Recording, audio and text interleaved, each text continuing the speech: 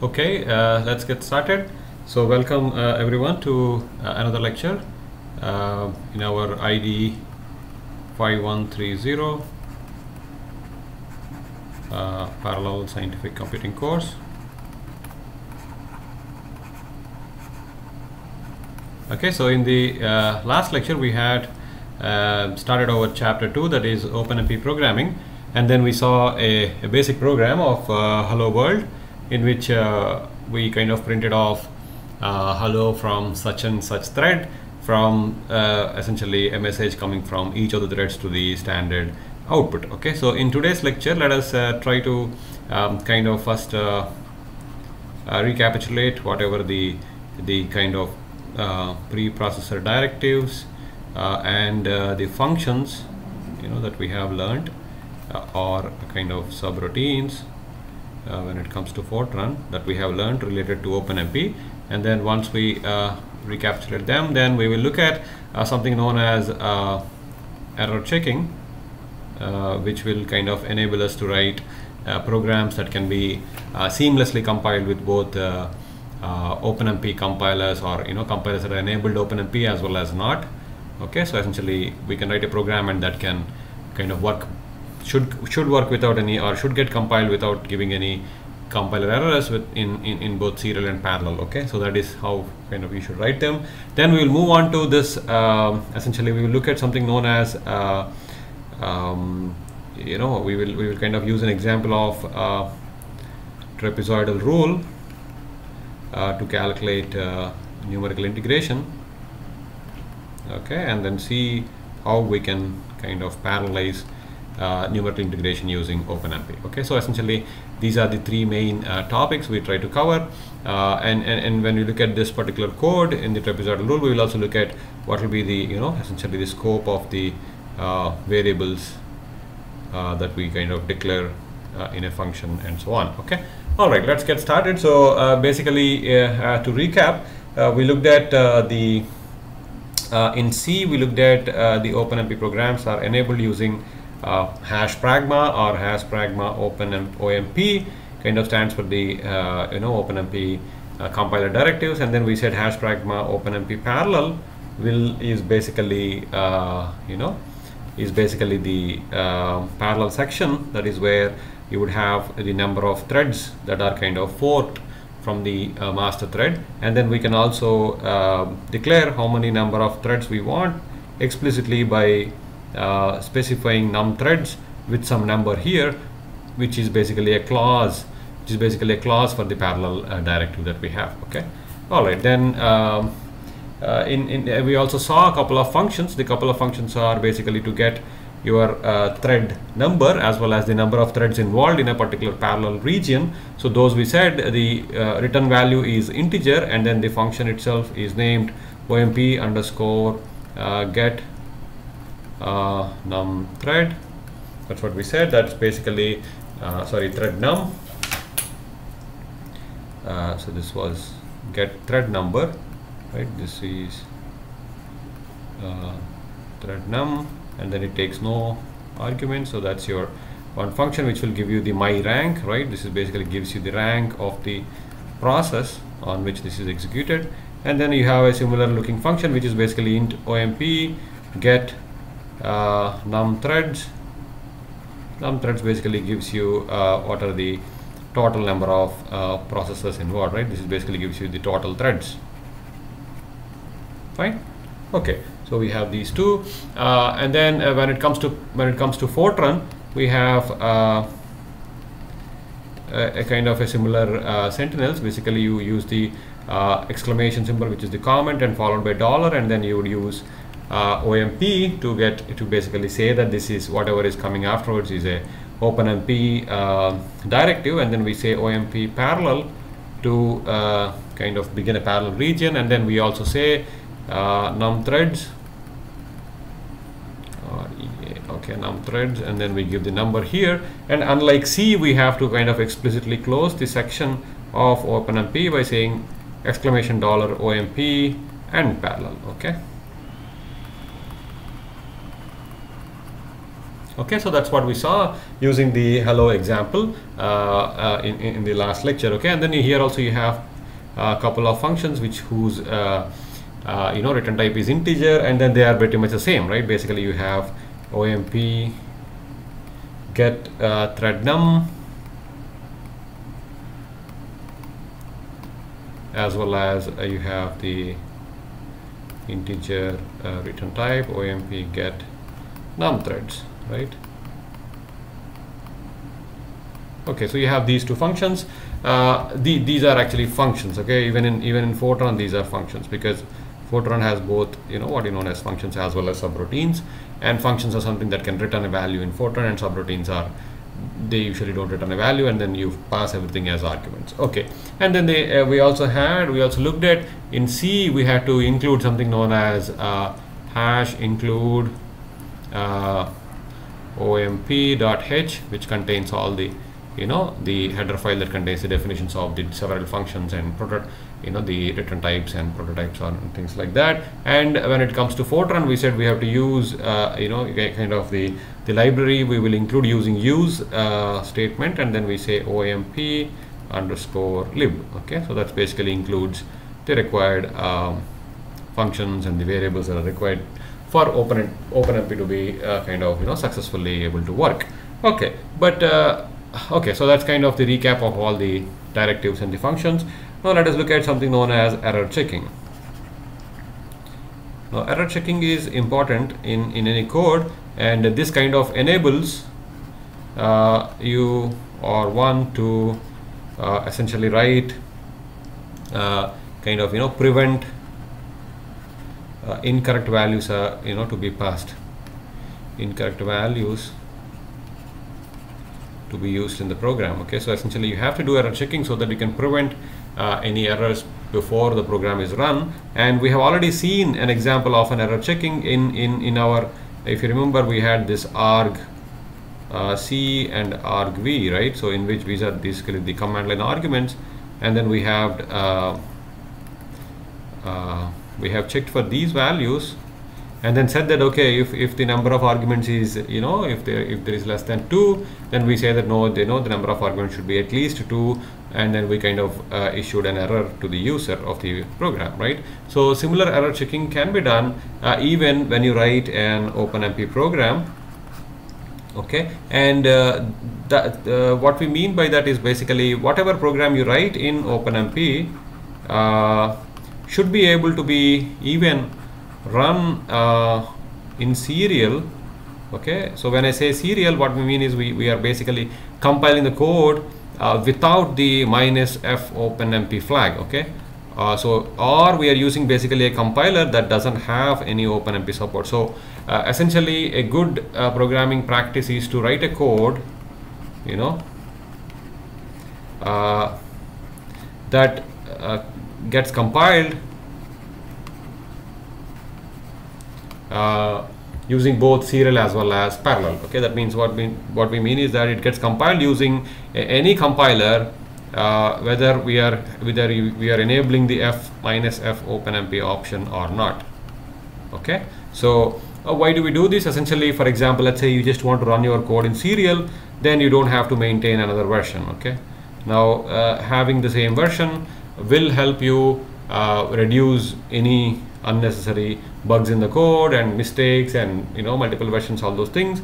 And of course also whenever you feel like, or whenever you have access to a system where you have multiple threads and things like that, you can simply enable the -f OpenMP, and then you will be able to run your code in parallel. Okay, but then this will not come in you would not be doing this once you have a code written, and then you would not do this. Rather, you would kind of as you write the code along, you would basically write all these error checking programs, so that it will get each and every line of the code you write. You would see whether you should have to add extra clauses so that it will get compiled even in serial. Okay, so what do we mean by that? Essentially what we mean is that we said we are including hash include if I take the C as the example, we said hash include OpenMP.h, but we don't know whether actually OpenMP is available or not. Okay, similarly we said that we are making a call to OMP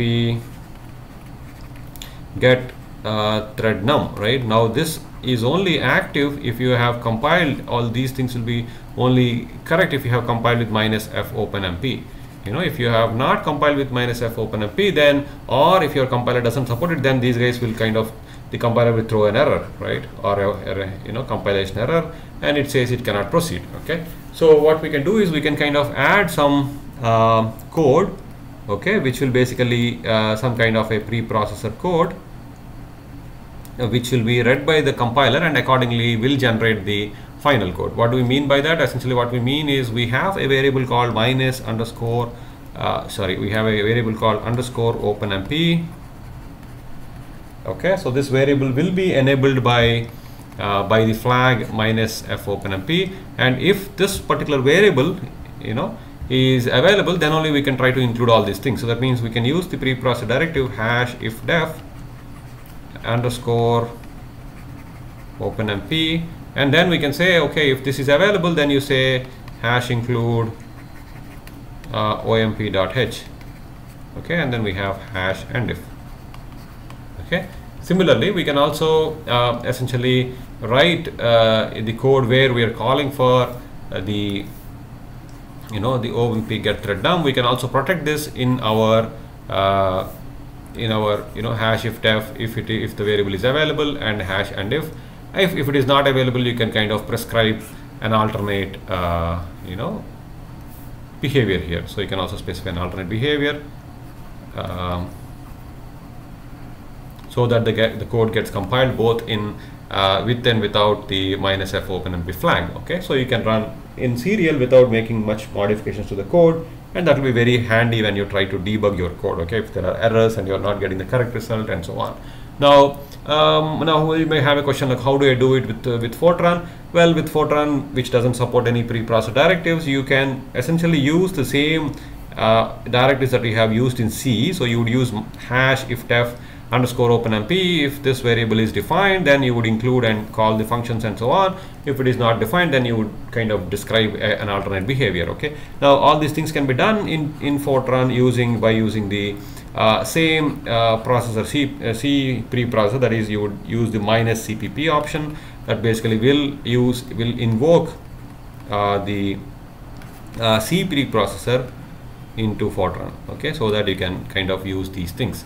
All right, let us take a look at the Hello World program, and then see if we try to compile it and see if it kind of works or not, and so on. So it is always a good practice to have error checking, such as what we discussed, in all the programs you write. Okay, now for example, let's say you go to a company and then you start working on their own software which also uses, let's say, OpenMP. Then you would see that all these error checking codes are pretty much there in everywhere. In all the files they have, you will have very good error checking code in there. So although the number of lines you have to write maybe 2 or 3, but it will be, when you put all these checks in in place, your code may kind of come out to be some 20 lines or 30 lines. Okay, so that is something that you will see when you go to the corporate world and then look at some centrally maintained or a code that is basically developed by multiple programmers. Okay, all right, so let us kind of take a look at the program and then we try to compile it. So we have program hello v2.c. okay, let's open this. Okay, so we have this program which we have kind of wrote it in the last lecture, right, in the final lecture. So what if you try to compile this thing, this is -gcc -g w1 all, and then you say fopenmp program hello v2.c, and then you also say -omp hello. Okay, it compiled, and you say omp hello 5, it just runs. Okay, now let me try to compile the same thing using gcc -g all without the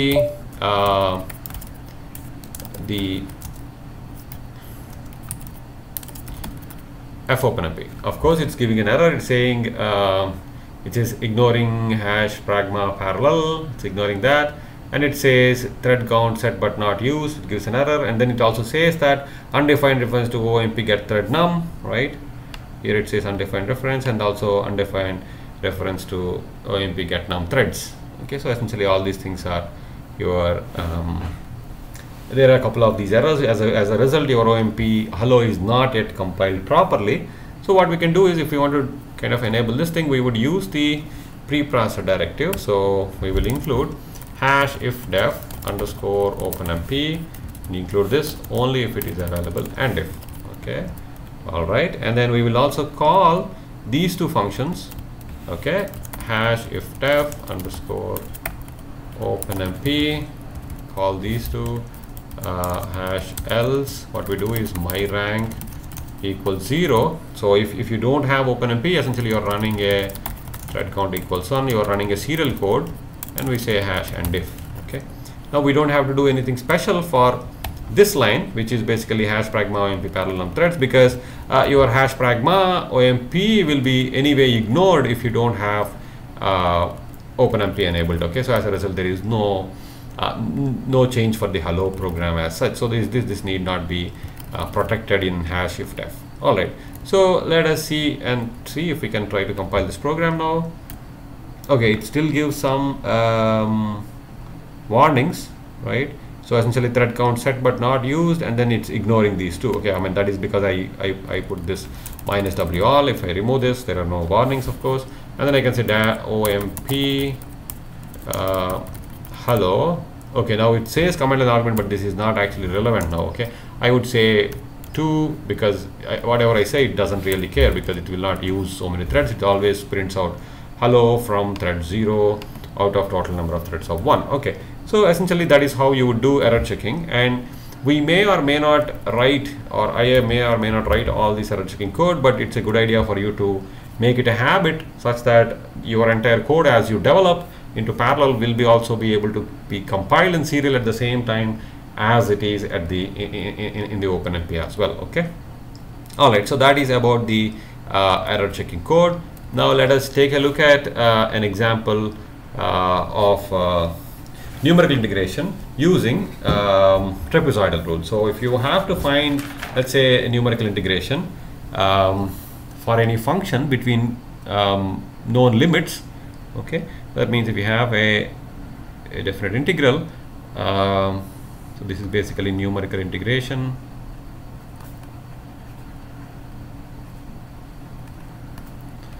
Using trapezoidal rule.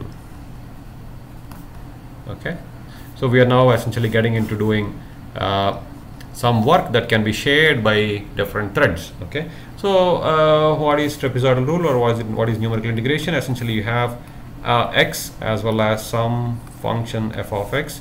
Okay, and then you also know some limits. Okay, so you have some limits here. So let me extend this guy. This is up till here, and then essentially you have let's say the lower limit is a, upper limit is b, and then let's say this is your f of x as a function of x here. Now if you have to calculate essentially integral a to b f of x dx, then if f of x is analytical, you can always integrate and calculate the values. But what if this you have to find it numerically? Okay, the function is so difficult that you cannot do it analytically, then you can go for numerical integration, or you may have to also resort to numerical integration if you are writing a code, right? Essentially you cannot afford to get all the possible f of x's and then try to find their analytical integration. Okay, so what basically trapezoidal rule does is that it would just create, it will basically make several trapeziums, right, out of the existing function. Okay, so I mean essentially it's going to connect the points with, you know, it's kind of let's say if this is the next point, it's going to make it, and then you would essentially end up with several trapeziums. These all have to be uniform. Okay, I may not be drawing uniform. Okay, and then it's going to just approximate this as,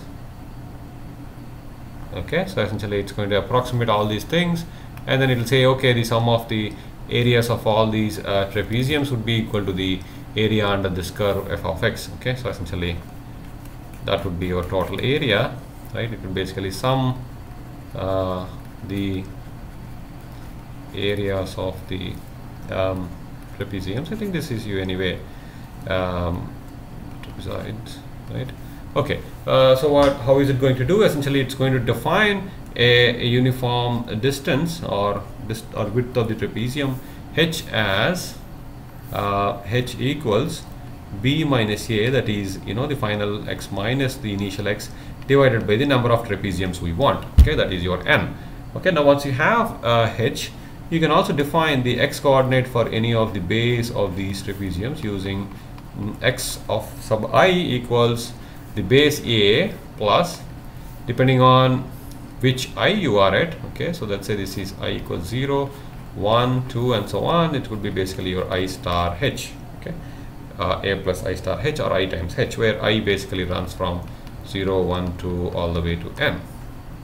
Okay, then a trapezoidal rule basically will approximate your integration a to b f of x dx approximately as essentially it will be sum of the area. So you basically have f of x0 plus f of x1 by 2 multiplied by this distance. So that basically gives you the area of this trapezium, and then when you add the next one, this guy will have f of x1 plus f of x2 by 2 into h. As essentially, when you put these two together, this two halves would sum to 1, and then the a and the b points only will be left with half, whereas all the interior points will get a multiplication factor of 1 because they get included twice. Okay, so as a result, your final formula for trapezoidal rule will come out to be h times f of x0, okay, divided by 2 plus f of x1, f of x2 all the way, f of xn minus 1, because these are all will get included twice, and then you have plus f of xn divided by 2. Okay, that is how it would be. And then if you take the 2 out, you would basically, this entire set here will get a 2 times this thing. Okay, that doesn't matter, you can write it either way. Okay, now a serial code for this is pretty straightforward. You basically have, you define the lower and the upper limits, that is a, b, and you would also define how many trapeziums you want to use. The more and probably more accurate. Okay, and then you would also define what is h equals b minus a upon n, if we write as some kind of a pseudocode, and then the result of the integration, right, would be equal to, you would add first the initial values, that is f of a plus f of b by 2, and then you would of course go on a loop, I equals 0, I less than or equal to n minus 1, because n is already included here, and then you do I plus plus, and then here you would do result equals result plus your f of xi. Of course, before I do that, I have to define what is f of xi or what is xi. So my xi would be a plus I times star h, and then the result will be result plus f of xi, right? That's what, or xi, yeah, that is your f of xi. And then once you do this thing, you have to also multiply with h, so you would say result equal result star h. Okay, so that's what we do. That's basically a serial code for trapezoidal rule. Now if you were to parallelize this thing, how do we go about this thing? Well, parallelizing a trapezoidal rule is pretty straightforward using OpenMP, because you can actually recognize that if you have, let's say, some threads, let's say in this particular case, I have drawn, how many I have drawn? 1, 2, 3, 4, 5, 6, 7. Okay, that's not nice. I will try to draw one more. Okay, okay, so now I have 8 trapeziums. That is nice. Okay, then I would say, let's say I have every core or every thread has, let's say, 2 trapeziums that it wants to work with. Okay, so basically I want to first thread to take first 2 trapeziums, and then second thread to take another 2 trapeziums, and then third thread takes up more, these ones, and then the last thread takes up the 2 trapeziums. Okay, in general you would have, of course, your number of threads, or the number of trapeziums that you have. Okay, that is basically, I would write here. Oh, it's black. Okay, all right. So essentially your n must be much greater than, so the n is your number of trapeziums, must be the number of threads. Okay, if I call nt, or okay, so the thread count. So basically n must be much larger than the thread count, so that every thread will get a sizable amount of trapeziums. Okay, so in this particular examples I have n equals 8 and thread count equals 4, so every thread gets 2 trapeziums. Okay, now this need not be the case, it can be much more. So what we mean, what we say is that now each processor or each thread can just go about integrating or finding these values only for that particular thread, only for those 2 trapeziums. Okay, that is basically something that can be done in parallel. Now once they do all of that, essentially that means they compute their local sums, okay, of the two values each, or two trapeziums each. Then they have to somehow communicate or essentially add their partial sums to a global value, so that can be used as the total integration value. Now okay, there are 2 steps. One is where they all can go independent and then calculate it, and finally they all have to kind of sum their partial sums and calculate a final value. Okay, now what is that something needs to be changed in the code. One is that because we realize that A and B, if it were serial, okay, now this is no more B, this is B. Okay, now if it is serial, your A and B are the extreme limits. But if you were to use the same code, your A and B, which stand for your the left bound and for the right bound, okay, these have to be specific to that processor, right? Because now these will be your A and B. We can call it some local A and local B, LA and LB. Okay, that means what we have to kind of say that these are local to every processor, so that it can do its own integration, and then finally they have to combine. So that means if I somehow take, let's say, this particular processor or a thread which has some trapeziums with it, essentially in this particular case there are only 2, but I would like to draw this as a lot more. Okay, so then if I go and draw a few trapeziums here, okay, essentially that's a trapezium. Okay, and then okay, so this is, we are basically looking at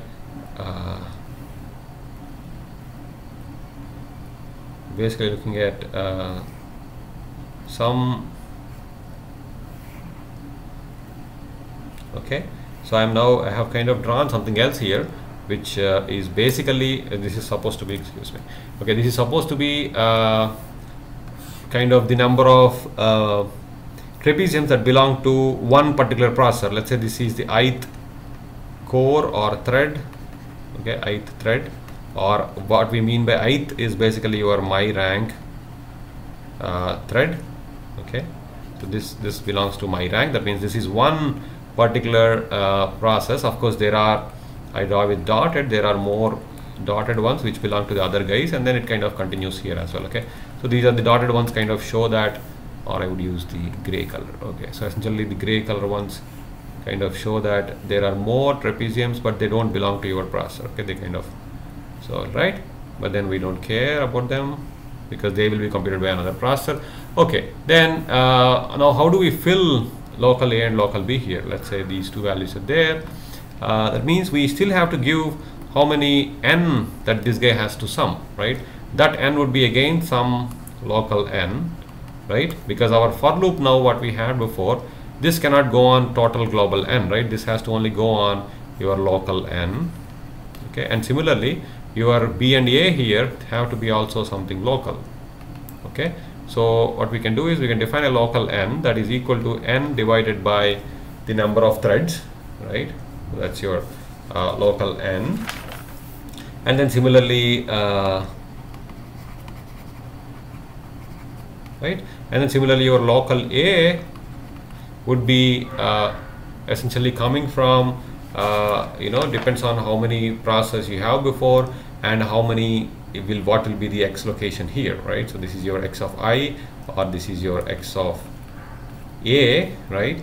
That is nothing but, you can say that if your A is the global leftmost value, then A plus my rank, okay, if your ith processor or something. This is your my rank. My rank, remember that it goes from 0 to n minus 1, so this is very nice to use. So and then times, what will be the distance? So the distance would be your local n times h. Okay, so essentially that's going to give you the local leftmost value, and then the local rightmost value will anyway be essentially always the same for all processes, that is, or essentially it will always start from local a plus ln local n times h, right? H times local n.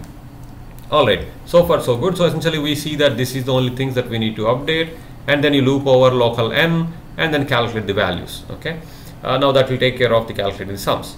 Now what about this half business? We had this half coming into play, right? Would that be also taken care, or do we have to add it? It will be automatically taken care. If you add a half here, when this processor is calculating, it will take half, and then when this is doing, it will take the other half, and so on. And when you are at the global left value, that is a, it will be only 1/2 included, so that is essentially taken care. Okay, so we don't have to worry about it.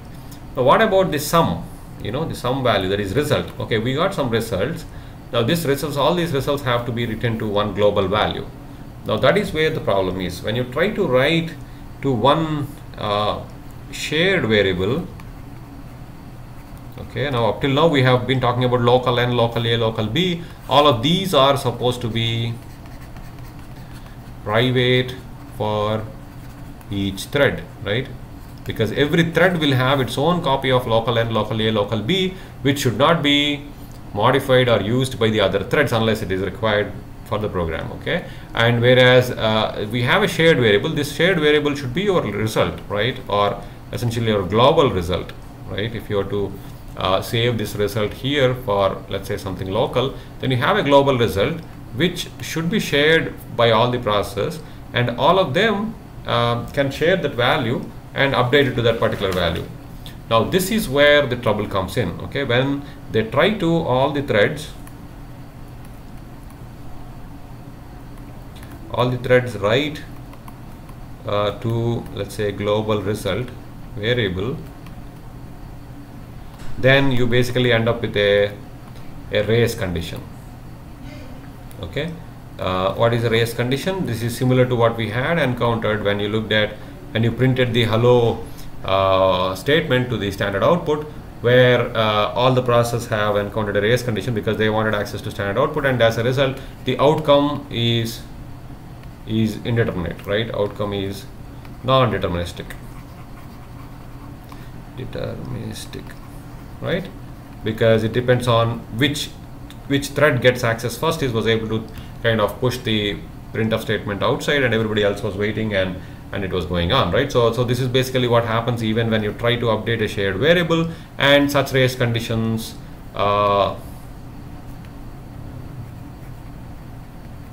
kind of lead to incorrect values or errors, because essentially what happens is that you have something known as registers. So updating a particular variable is not a straightforward thing. You will basically, the thread will copy it to a particular register, and then from the register it will try to update it.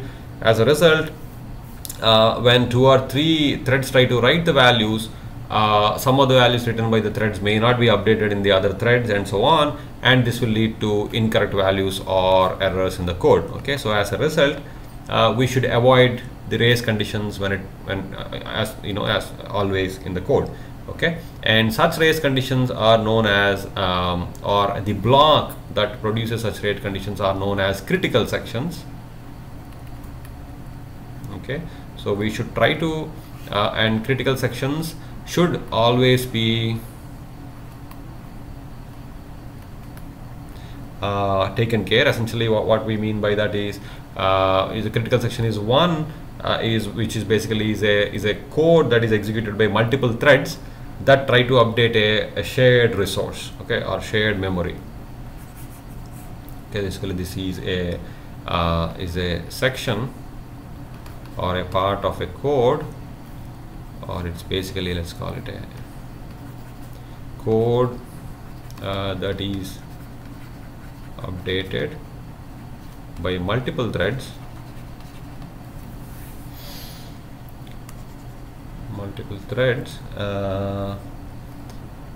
updated by multiple threads at the same time. Okay, code that is updated by multiple, or code that updates, that updates a shared resource by multiple threads at the same time. Okay, so and this is known as a critical section, whereas as a rule of thumb, the shared resource can be updated by one thread at a time. That means all threads cannot update it simultaneously, because that way the outcome is non-deterministic. Essentially, some of the threads data may be overwritten by the other threads and so on. This happens because of the complexities involved in calculating and assigning values to a particular variable. Okay, that is not a one-step process. Okay, so because the compiler, because the OS has to keep track of which registers, which cache, and things like that. So as a result, this will always lead to errors, and such critical sections need to be always protected. Essentially, what we need to do is we need to have a clause which tells the OpenMP program that if there is a critical section, that means if we have a part of a code that updates a shared resource, then this has to be done one at a time by the thread. Okay, so and that can be executed using a OpenMP directive known as hash program OpenMP.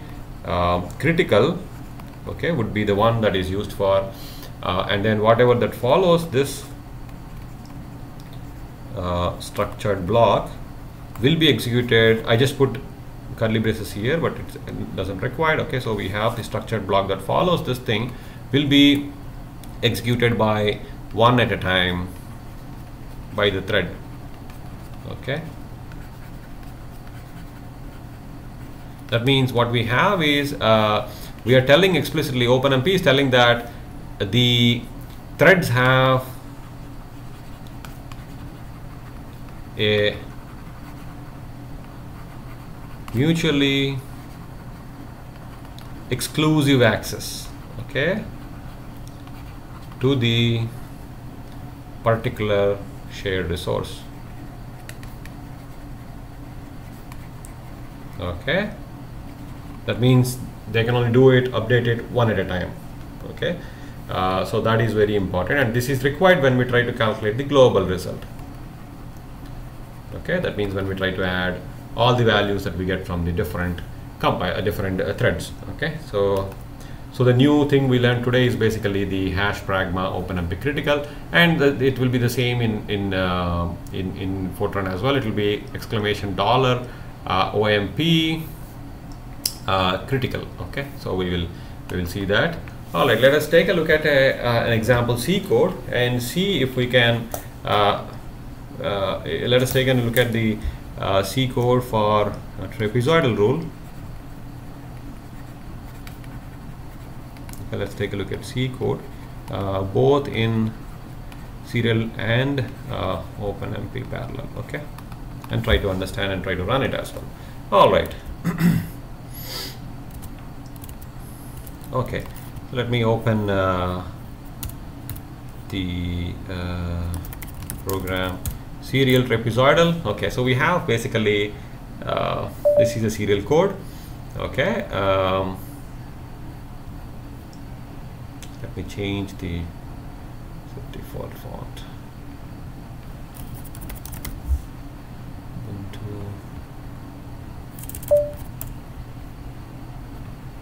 okay, it's already the set font. Okay, so then so basically we have the main code, a main function, that main program that's basically taking A, B and final result, and then we are sending n equal to 36. We are setting it. This is basically the number of n stands here for number of trapeziums. Okay, and then A is the left boundary. Okay, and B we are setting it to pi. Okay, so this is basically the upper limit or the right boundary for integration. Alright, final result is where we want to store the value. Okay, and then we are basically calling trapezoidal rule. We are sending n, a, b, ampersand final result. So basically we are sending the final result.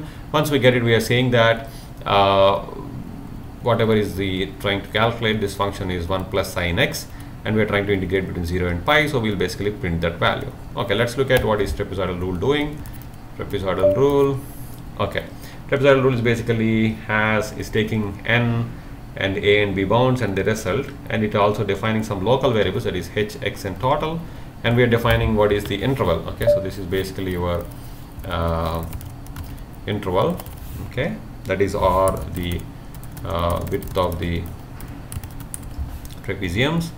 Okay, and then this is your total initialized to function a plus function b by 2, as we saw in the program, and then you loop over I equal to 1 to n minus 1, because it basically starts from 0 to n, and we have included the 0 and n here, right? And then we calculate what is x value, x equal to a plus I star h, and then total equals total plus function of x. Okay, this is between us the same as what we have written in the handwritten part. Now total equals total star h, this is basically multiplying that value. Okay, and then star result equals total, and then f, or the function, is basically defined here as takes in double value, double x, and then it returns 1 plus sin x. Okay, this is basically a serial program. Let's try to compile this thing. So this is GCC minus g, and then minus w all. I would say what is the name? Program serial trapezoidal, program serial trapezoidal, and then minus lm. We are now using what is known as math.h for sign, so we need to link the math library as well, so we do that. Okay, we got a.out, so we say a./a.out. Okay, it basically gives us for 36 trapeziums, it says integral 0 to pi 1 plus sin x equals 5.140323. We can verify that whether it is correct or not, and then let us look at the corresponding parallel version. Okay, so this is program OMP parallel trapezoidal.c. Okay, if we were to draw parallels between this one and the serial code, so we have hash include std.h. This is basically the same as before. Of course, we have hash include omp.h. Again, we have not included this error checking. You can include it if you want. Okay, hash and def. So we have included omp.h, and then we have defined pi equals 3.14 and several digits, and then this function is basically the same. Now let's go to the main function. Okay, so main program is basically reads in the arguments, okay, essentially, and if you don't have enough number of arguments, it will throw an error. And then you have again 36, which is basically your number of trapeziums, right? And then your left bound, right bound, final result are the same. Okay, now what we're doing is essentially we are calling this function, and that function we are calling in a parallel row, because we want to do this work in parallel. So we add this hash pragma omp parallel num threads thread count. So essentially we just call this function, and as in the parallel version, that means at this point the master thread is going to create or basically fork into several slave threads, and then all of them will start executing this. We'll start calling the trapezoidal rule. Okay, now at this point it is also important to note that whatever the values n, a, b and final result that we have, these will be copied with their values to all the threads. Okay, and all of these values n, a, b, ampersand final, whatever we're sending, will be shared to all the threads. Okay, so now everybody is now doing it. This is basically sharing of the work. We go to trapezoidal rule. So whatever we're getting here, these are the global values. A, b are global left and global right, or global lower limit and upper limit. So we now also call this my rank and thread count, same as the hello world program. And then in addition to this n, a, b, which are basically number of trapeziums, and then a and b are the lower and upper limits, we also define something known as local n. This is basically the number of trapeziums. These are local number of trapeziums to be integrated by each thread, right? Okay, as we looked at in the program. And then local a, b define the local lower and upper limits. Okay, then your h is basically b minus a by n. So this is basically the there is no change here, right? So this h remains the same, essentially whether you are in serial or parallel. Okay, that's not different. And then you calculate your local n as the n by thread count. So this is required. Now one thing to note here is that thread count should be kind of n should be evenly divisible by thread count. Okay, because we have set n equal to 36, you know, we can only take thread count to be 2, 4 multiples of 2. Okay, all right, then local a, as we discussed, a plus my rank times local n times h. So we are setting the local value, and then we are setting local b equal to local a plus local n times h. Okay, so these are basically filling the local values for each thread. Now when we say local, that means these variables that we have defined inside the trapezoidal rule function, which is basically called, you know, so which is basically called inside the parallel directive. Because this is called inside parallel directive, this function will be executed by each and every thread. Okay, now each and every thread, when it enters this function, is going to create all these variables. Okay, whatever we have defined here will be local or private to each thread, right? Because these will be created on the stack of each thread. Okay, so these are all will be private to each thread. Okay, however, a and b will be the same values that will be used by the trapezoidal rule, which is the same as the global value. Okay, so all these will be local values. Okay, and then what we do is we go about our trapezoidal rule, that is basically total equals function local a plus local b by 2, and then we have our for loop, which is I equal to 1, I less than or equal to. Now this we need to be careful, we have to only consider those local n trapeziums. Okay, because we are now sharing the work, right? So sharing the work, use only local n. Then your x we have to fill. X is basically local a plus I star h. So this is essentially not correct, because this has to have my ID as well, isn't it? So this should have my rank star I star h, right? We should have my rank star I star h, right? Isn't it? Because the h is your value. Okay, plus I star h, is that correct? Oh, okay, so local a already has it, so I don't need it. So this is basically your, again, a plus I star h, so I don't need it because local a is already the local left bound. So I just have to go there and then calculate total plus equals total plus function x. So this is fine. Okay, so there is no mistake here. Then total equals total star h. So essentially there is no change in this code except for local n and using the local variables between the serial and the parallel versions. Now comes the problematic part. Okay, so we have this star result, which is basically passed on to trapezoidal rule, and this is, as we said, is a global or a shared resource, right? This is basically a shared variable between all the threads, and this needs to be protected, because if I write star result equals star result plus total, that means we are updating this value, then this will basically cause a race condition, right? So as a result, only mutually exclusive access should be given to the threads. So that's why we have protected this using hash pragma OMP critical. That means this particular statement, star result plus equals total, will be executed by thread one after the other. Okay, only one after the other. All right, so that is about the program. Now let us see. Let's try to run it. Okay, so this is GCC minus G minus wwall minus f OpenMP. Then we have program OMP parallel trapezoidal minus LM. Okay, it compiled, and then we got /a . Of course, it says you need one argument. I will give we have 36. Let me say 4. Okay, 4 is divisible. That is divisible by 4. Okay, it gives 5.10140.323, which is same as before. Okay, so this is fine. Let me do maybe 2. Okay, let me do 6. Okay, I get the same answer. Of course, if I do something else, if I do 3, I don't know why it's giving the correct answer.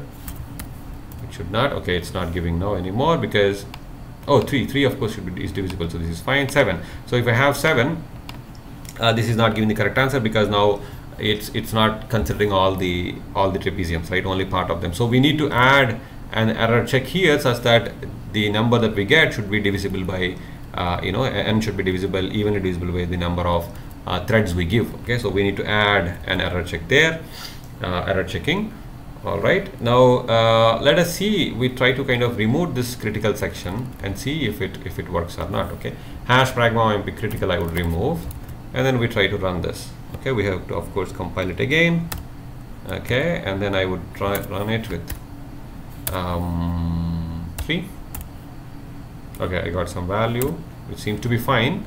So this kind of is not guaranteed always, right? It may sometimes come by luck. Okay, 6. Okay, we got some values. 2. Okay, it seems to be working fine. Oh, I didn't save the program, that's why it is working. Okay, and then compile it again. 6. Oh, seems to be weird, but then it should definitely give a wrong result when I try to do it. Okay. Yeah, sometimes it may be doing it correctly, but that is not the correct way. Okay. Okay. But it is not. It's kind of, it can cause errors. Is what is the criteria. Let me see if I can kind of show you something where it will cause errors because of the race condition. This is the same, right? Okay.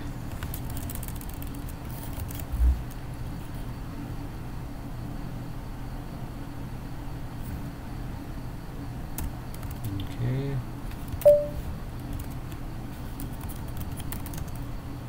Help me increase the number otherwise. Okay, let me make it instead of 36, make it some 100.